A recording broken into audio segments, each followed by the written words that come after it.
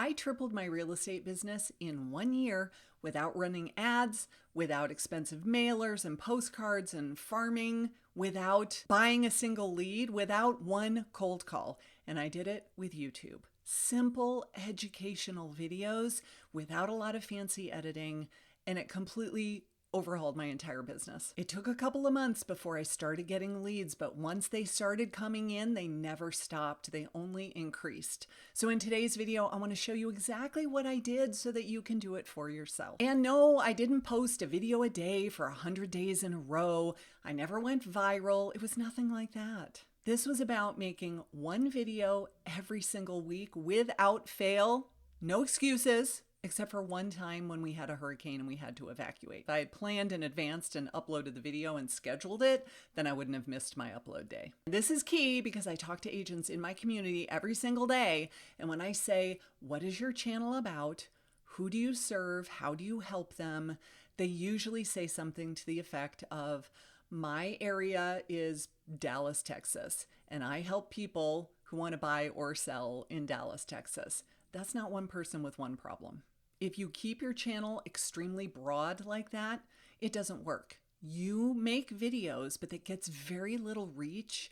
It gets in front of very few people. You would think that by having a very broad target audience, that you would get in front of more people, but that's not how the YouTube algorithm works. The more specific you can be, the better it will work. For me and my channel, it was people in the military who are relocating to Savannah. They just got orders to go to Hunter Army Airfield. They have always lived on post or on base. They would like to buy a home when they get here. So it was military first-time buyers who don't live here now and are moving into the area and don't know anything about the area. That was one specific person with one specific problem. And guess what? My channel exploded and I tripled my business in a year. The next thing that I really focused on was ranking in search. So my goal was not to make videos that would go viral and would get millions and millions of views from people all over the world just so that I could pat myself on the back and say, look how many views I got on my video. I wanted to show up in YouTube and Google search results. So when somebody typed in PCSing to Savannah or living on base at Hunter Army Airfield, I wanted my videos to show up in the search results. Now I've done a million videos, but here's my most recent one all about keyword research. Feel free to watch that when we're done here, where I tell you what is keyword research and how exactly do you do it? Because this is key to having your videos show up in front of the people who are already thinking about buying or selling a house in your area, and they are Googling questions. Your goal is to make a piece of content that will show up when they do that search. So what kind of videos were these? There were an assortment of videos. Usually they were fairly educational, informational. I was face to camera, talking head like what I'm doing right now, where I was just talking about a concept or teaching them something that they didn't know because they're first-time buyers for the most part, and there's so much that they don't know, they don't understand. But sometimes I actually went to a neighborhood and I would film the neighborhood. Those videos were extremely popular. They were not polished. I was filming with my iPhone on a little selfie stick. Eventually I got a DJI Osmo Mobile gimbal for like $100 on Amazon. They were nothing fancy. But when people are searching on Zillow in the big portals, they see the picture of the front of the house. They only see what the listing agent wants them to see. They don't see down the street. They don't see what's behind the house. They don't see what's across the street. They don't see that it's a block from the train station. They don't get any of that from the photos that they see on those portals, but they will see it from a video that you make of the entire neighborhood. So even though they were totally zero budget, it was me with my phone and like a suction cup mount on my dashboard or my little gimbal, they were able to see what the entire neighborhood looked like. And those videos got thousands of views and people invariably loved them, even though they were super low budget and no production quality whatsoever. Didn't matter. I was giving them what they wanted to see. What about market updates? For me, watching a market update video is about as exciting as watching paint dry or grass grow. So I made very few market update videos. However, That's just not my personality. If you are somebody that loves the data and you love the stats and you want to talk to other people who are very factual and they want that kind of information, by all means, make market updates.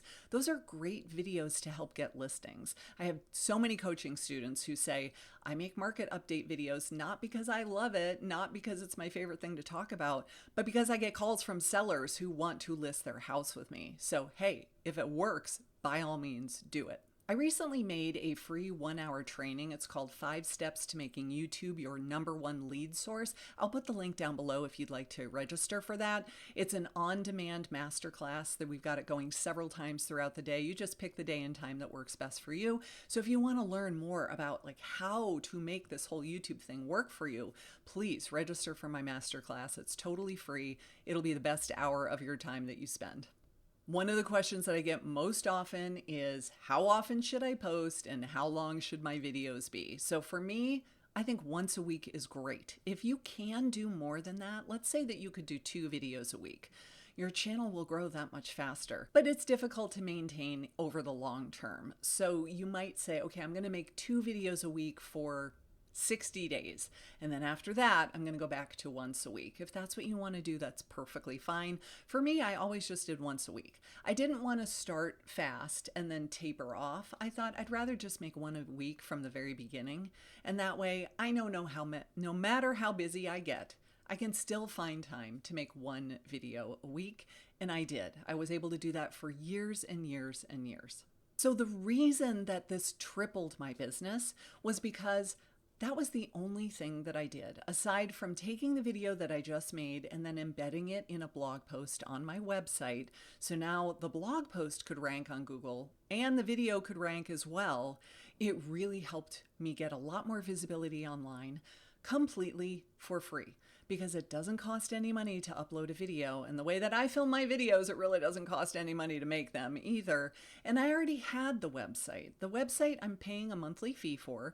It's sitting there. I may as well put content on the website so that I get business from that as well. I was able to stop farming. No more sending mailers to an entire geographic farm area.